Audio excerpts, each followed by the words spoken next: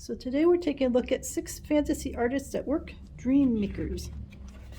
I always like collections of artist books because then you can compare the different artists against each other and get more of a sense of what makes each one unique. So this is from 1988.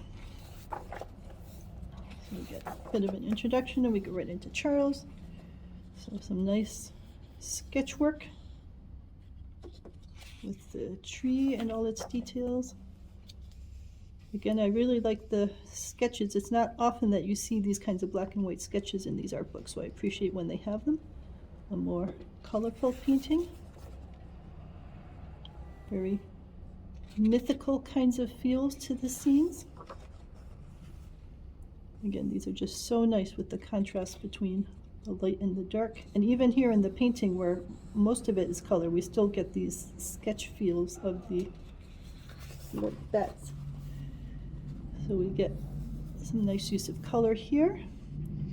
And all of these, it's a very painterly feel rather than a realistic feel, which I appreciate a lot.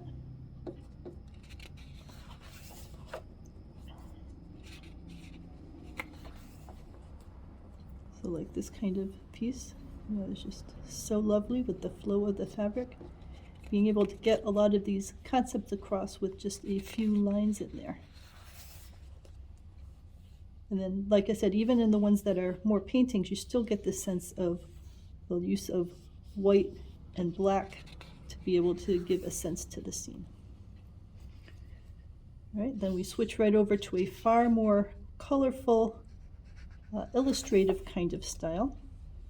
We have a lot of realism in the details of the horse and the details of the dragon, but it is still soft enough that you get that sense that is a representation of it, a painting style. We get a couple of sketches in here.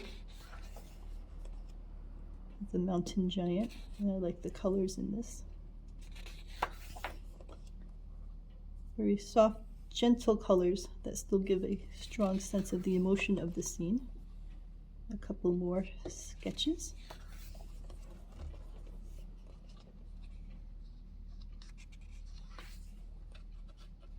And some more mythical kinds of creatures. Apparently this thing fires clay pellets at its enemy. I like when they show sketch ideas for items so that you can see how they progressed from the values of light and dark into the full color representation. Melvyn Grant. So now we've gotten to a different level of realism where we have the shine of the metal, the shine in here, and the strong use of color. And then these spaceships. Women are always like age 18 and in perfect shape. Funny how that happens. All right, so a fair number of naked girls here. Then some sharp teeth. Vicious creatures. Nice use of textures on these items. Great use of color in here. The bright saturated orange and then the blue. And then again, there's a strong realistic sense in the pointy parts, but then also a very painterly sense in how soft his armor is. This heads more towards photorealism with the detail on the shine and the glistening parts and so on. And then we get how we went from a reference photo and then the alterations to make it into a starting test version and then migrating it over into what the oil painting ended up being. I like that kind of information quite a lot to show how the progression happened. We go into Michael. I wish that they did show more of the studio scenes because I really like seeing how studios are laid out and how they have the art supplies available to them and what they put around them for inspiration. So I wish they did that more often. So we get some more sketches. So Unlike many of my other art books, there seem to be a number of sketches in this one, and I really appreciate that a lot, to be able to get a sense of how they create their starting point for their art. Or in some cases, the sketches are the finished piece, and they don't go beyond that.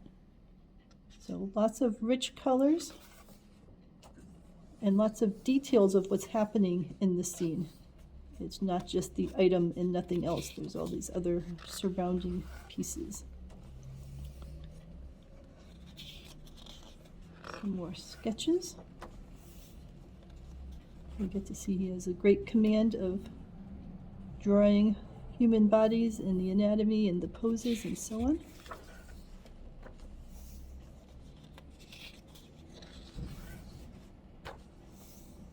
And then pieces from a graphic novel style. And then Chris Moore. Here we've gone more towards the science fiction angle of things, of metal and robots, shiny surfaces, the sharper textures, and the reflective light. But then we've also got some more fantasy with science fiction. And then some that are just a sort of a dreamscape kind of image.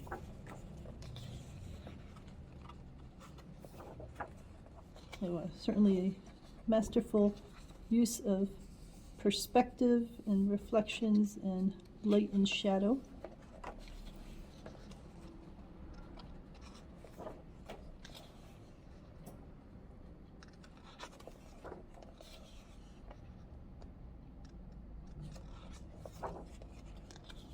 In modern times, a person on a drawing system could just rotate a virtual light around to get it to do all of this, but these people are doing this in oil painting and having to map it all out manually.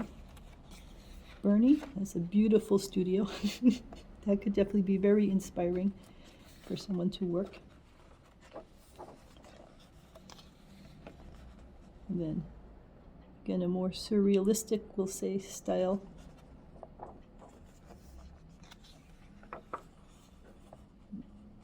Captain Stern comic book.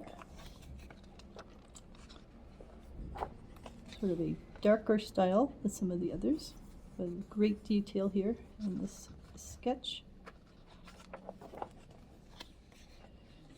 Shows how much detail one can put into a sketch to get all the light and dark values, to be able to map out where the eye is going to be drawn to, how the flow of the image works.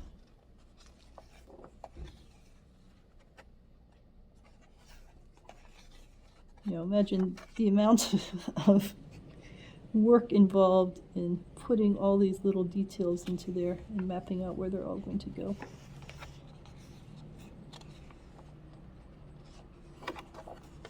All right, so there we go. They are an interesting range of artists, and this book in particular has many more sketches in it than most of my art books do. So I appreciate that a lot, being able to see either the starting sketch or just be able to see how the artist approaches things from a purely black-white value point of view, to be able to create the images and draw the eye through the image. So let me know if you have any questions about Dream Makers.